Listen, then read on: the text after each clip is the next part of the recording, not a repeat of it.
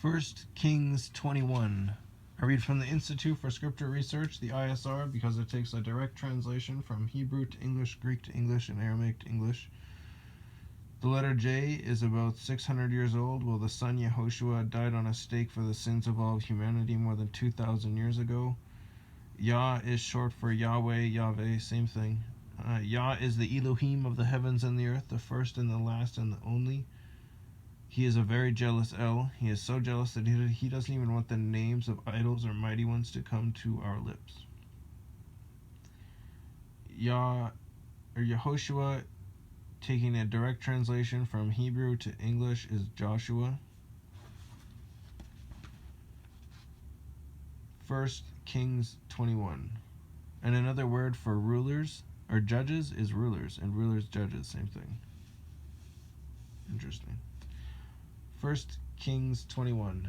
And it came to be after these events that Naboth the Yisraelite, N-A-B with a line underneath of it, O-T-H, Yisraelite is Y-I-Z-R-E apostrophe E with a half a check mark, L-I-T-E, had a vineyard which was in Yisrael near the palace of Ahab the sovereign of Shomron. And Ahab spoke to Naboth, saying, Give me your vineyard, and it shall be a vegetable garden for me, since it adorns my house, and let me give you better vineyard for it.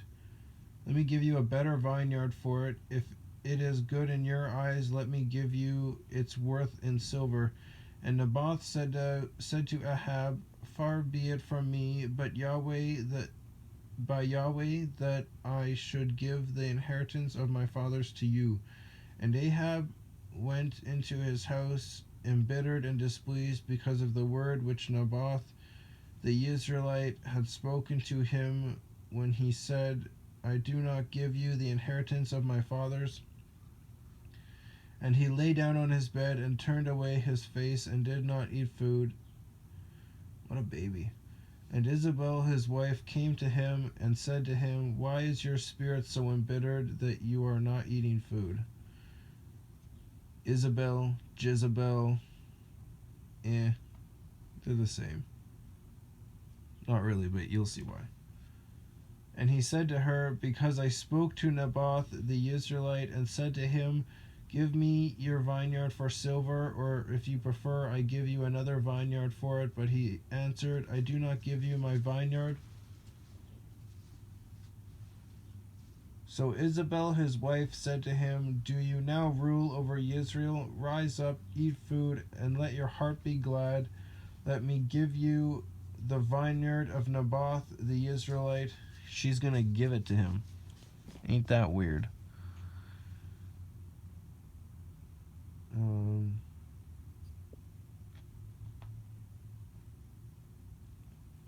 Then she wrote letters in Ahab's name and sealed them with his seal and sent the letters to the elders and the nobles who were dwelling in the city with Naboth. And she wrote in the letters, saying, Proclaim a fast and seat Naboth at the head of the people, and seat 2 men, sons of Belial, the rapist family, B-E-L-I-Y-A apostrophe A-L, before him to bear witness against him, saying, You have blasphemed Elohim and the sovereign. I'm pretty sure that's one of the only sins that can't be forgiven is blaspheming the name of Yah and the name of Yehoshua, and I think that's basically what that is. Saying that you've done this when you haven't, when it's towards Yah. Or saying that you are Yah, I think that's blaspheming his name.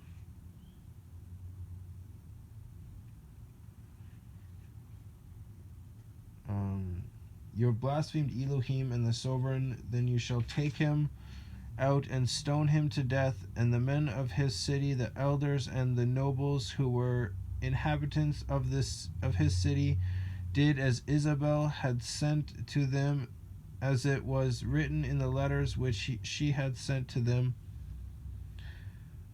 They proclaimed a fast and seated Naboth at the head of the people, and the men, sons of Belial, the rapist family, came in and sat before him, and the men of Belial witnessed against him, against Naboth in the presence of the people, saying, Naboth has blasphemed Elohim and the sovereign. So they took him outside the city and stoned him with stones, and he died. And they sent to Isabel, saying, Naboth has been stoned and is dead. And it came to be, when Isabel heard that Naboth had been stoned and was dead, that Isabel said to Ahab, Arise, take possession of the vineyard of Naboth the Yisraelite, which he refused to give you for silver, for Naboth is not alive, but dead. And it came to be, when Ahab heard that Naboth was dead, that Ahab rose to go down to take possession of the vineyard of Naboth the Yisraelite. No cares in the world as to how he died, even though he knows his wife is the devil. And the word of Yahweh came to Eliyahu the Tishbite, saying, Rise up, go down to meet Ahab, sovereign of Israel, who lives in Shamron. See, he is in the vineyard of Naboth, where he has gone down to take possession of it. And you shall speak to him, saying, Thus said Yahweh, have you murdered and also taken possession? And you shall speak to him, saying, Thus said Yahweh, in the place where dogs lick the blood of Naboth, the dogs are going to lick your blood, even yours. And Ahab said to Eliyahu, Have you found me, O my enemy? And he answered, I have found you, because you have sold yourself to the evil in the eyes of Yah. Because you have sold yourself to do evil in the eyes of Yah, see, I am bringing evil on you, and shall consume your descendants, and cut off from Ahab every male in Israel, both those shut up and those left at large, and make your house like the house of Jeroboam, son of Nebat, and like the house of Baasha, son of Ahiah, because of the provocation with which you have provoked me and made Israel sin, and also of Jezebel. Yahweh has spoken, saying, The dogs are going to eat Isabel by the wall of Israel. The dogs are going to eat whoever belongs to Ahab and dies in the city, and the birds of the heavens are going to eat whoever dies in the field. Indeed, there never was anyone like Ahab, who sold himself to do evil in the eyes of Yah, because Isabel his wife stirred him up.